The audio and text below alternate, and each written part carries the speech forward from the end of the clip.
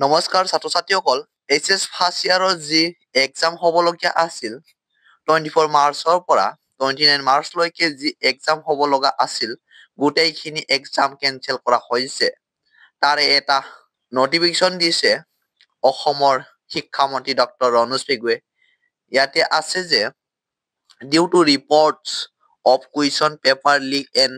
বেছ of protocol the remaining subject of HS first year exam 2025 scheduled from 24 March to 29 March stand cancelled. Further action will be decided in the board meeting on 24 March. So ছাত্ৰ ছাত্ৰীসকল ইয়াতে কোৱা হৈছে যে 24 মাৰ্চৰ পৰা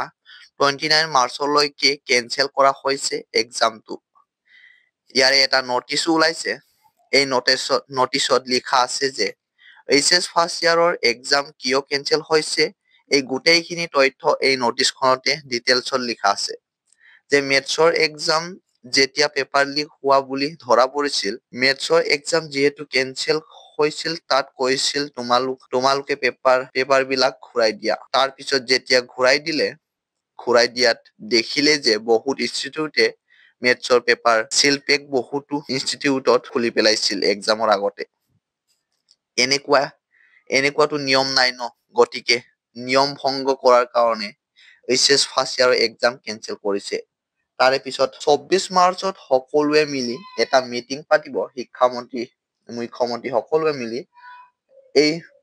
সেই মিটিঙত ডিসাইড কৰিব যে কেতিয়াৰ পৰা এক্সাম পুনৰ আৰম্ভ হ'ব কেতিয়াৰ পৰা হ'ব এতিয়ালৈ কোনো নটিছ ওলোৱা নাই ওলালে এইটো চেনেলৰ মাধ্যমতে আপডেট পাবা গতিকে যদি